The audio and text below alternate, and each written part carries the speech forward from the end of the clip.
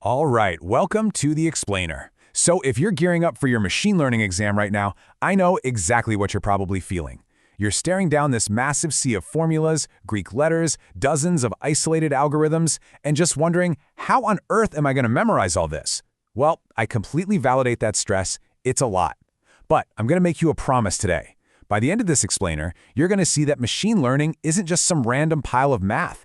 It's actually a beautifully connected web of ideas. And honestly, once you grasp the core intuition, those terrifying formulas just naturally fall right into place. To prove that, I want to hook your attention immediately with a classic midterm trick question. Can a model with 98% accuracy actually be completely useless? I mean, it sounds totally counterintuitive, right? 98% sounds like a solid A+. But professors absolutely love to test this specific concept because it proves that for this exam, conceptual intuition completely trumps raw math. Keep that question in the back of your mind because we're going to crack it wide open a little later. Here's our map for today. First, mapping the ML landscape. 2, discovering structure with clustering. 3, drawing the line with linear models. 4, measuring success via classification metrics. 5, going nonlinear with trees and neighbors. And finally, 6, the ultimate exam cheat sheet. This structure is designed to perfectly organize your studying. All right, section 1, mapping the ML landscape. Let's dive right into this. To really master this exam, we have to start by setting the fundamental ground rules of our data universe. Basically, everything you study falls into one of two major buckets. The absolute core difference in machine learning really comes down to one simple question. Do you have an answer key? In supervised learning, you have inputs paired with labels. You know exactly what you're looking for, and you're training a model to predict those specific answers. Pretty straightforward. But in unsupervised learning, you only have the inputs. There are no labels. You are basically flying blind, asking the algorithm to discover the hidden structure or patterns within the data entirely on its own. Moving right along to section 2, discovering structure, specifically clustering. We're going to start on that unsupervised side of the universe. Now, this is a massive topic, and there are specific metrics your professors are literally guaranteed to test you on. So let's talk about finding K, the number of clusters. You've probably seen the famous elbow method, which plots the sum of squared errors. The idea is you're supposed to look for a bend or an elbow in the curve. But let's be real. That elbow is often incredibly ambiguous. I mean, even completely random data can produce a smooth curve that tempts you into imagining an elbow that isn't really there. That's exactly why we have the silhouette score. Exams love the silhouette score because it rigorously measures cohesion, meaning how close a point is to its own cluster, versus separation, how far it is from other clusters. It gives you a clear, objective peak, which makes it way better than the guessing game of the elbow method. Within clustering, you are inevitably going to have to pit K-means against DBSCAN. So here is your ultimate study tip. K-means assumes your data is grouped into nice, compact, spherical, centroid-like clusters. But as we know, real-world data is messy. If your exam question ever mentions weirdly shaped data, non-convex shapes, or explicitly asks about outliers and noise, the answer is almost always DBSCAN. DBSCAN groups points based on local density and explicitly flags isolated points as noise rather than just blindly forcing them into a cluster where they really don't belong. Which brings us to section 3, drawing the line with linear models. Shifting gears back into supervised learning here, we're going to group the perceptron, logistic regression, and support vector machines, or SVMs, together. Why? Because fundamentally, they are really just different philosophies for how to draw a straight line through your data. And it's fascinating to see exactly how those philosophies differ mathematically when you map out their loss functions against the signed margin. Take the perceptron loss, for example. Notice how the loss hits 0 the exact second a prediction is technically correct? The perceptron only cares about fixing mistakes. It has absolutely no concept of a margin. But then contrast that with the hinge loss used by SVMs. It doesn't hit 0 just because you're technically correct. No, it demands a margin of safety.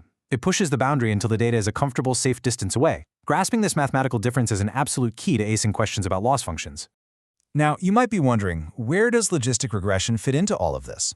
Well, instead of just drawing a hard geometric line and guessing yes or no, it gives you a smooth probability. The mechanism for this is a surprisingly simple three-step pipeline. First, you compute a raw linear score, which is often called Z. Second, you pass that raw score through the sigmoid function. This is a magical little step that squashes any number from -infinity all the way to +infinity into a neat, tidy range between 0 and 1. Finally, step 3, you output that value as a calibrated probability. It's just this elegant mathematical trick that turns a rigid line into a highly nuanced probabilistic model. All right, Section 4, measuring success with classification metrics. Once we actually draw these lines and make predictions, we obviously have to grade them. And we really need to address the reality check that raw accuracy is rarely the whole story here. Everything in classification evaluation starts with one fundamental building block, the confusion matrix. You've got your true positives, false negatives, and true negatives. Let me be super clear here. Do not just blindly memorize this table. Really understand it. Every single binary classification metric you will see on the test is built directly from these 4 counts. Literally all of them. If you can take a tricky word problem and map it back to these 4 quadrants, you can solve absolutely any metric question they throw at you. The most important metrics derived from that matrix are definitely precision and recall, and they represent a classic trade-off. Precision basically asks, of all the times my model yelled positive, how often was it actually right? It's about being extremely picky and desperately avoiding false alarms. Recall, on the flip side, asks, of all the actual true positives out there in reality, how many did my model manage to find? It's about casting a really wide net and making sure you don't miss anything. In practice, you almost always have to sacrifice one to improve the other. Which brings us right back to our hook question. If 99% of your data set is negative, like say 99% of credit card transactions are totally legitimate and only 1% are actually fraud, is 98% accuracy good? The answer is a resounding no. Think about it. A model could just blindly guess negative every single time, do absolutely zero learning, and achieve 99% accuracy. That 98% accuracy model is actually failing completely at finding those rare critical positive cases. And this right here is exactly why we need precision, recall, and the F1 score. Accuracy alone is a massive trap on imbalanced data sets.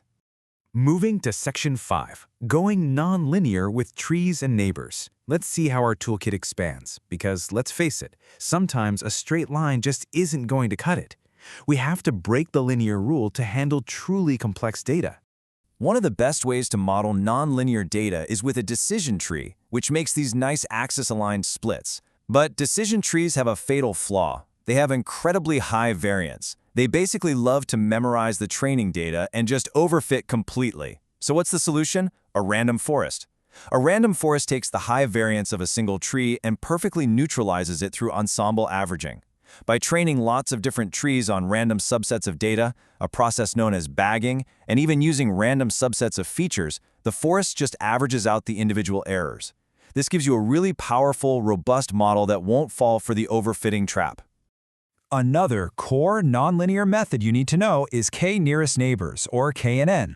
And I want to point out a massive exam trap right here. Because KNN relies entirely on measuring physical distances between data points, the scale of your features matters immensely. Imagine a feature with a huge numerical scale, like weight in pounds, versus a tiny scale like height in inches. That larger scale will completely dominate the distance calculation. If you fail to standardize your features so they all share a common scale, your KNN algorithm will just be completely ruined. So write this down.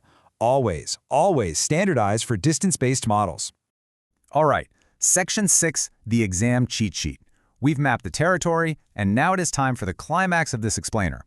I've synthesized the absolute most common comparison questions into a rapid-fire cheat sheet. This is pure exam gold, so lock in. First major comparison, perceptron versus logistic regression. Now these two can literally draw the exact same boundary line, but they are fundamentally different under the hood. The perceptron is a rigid geometric separator. It only predicts a hard positive or negative sign using a very simple mistake-driven update.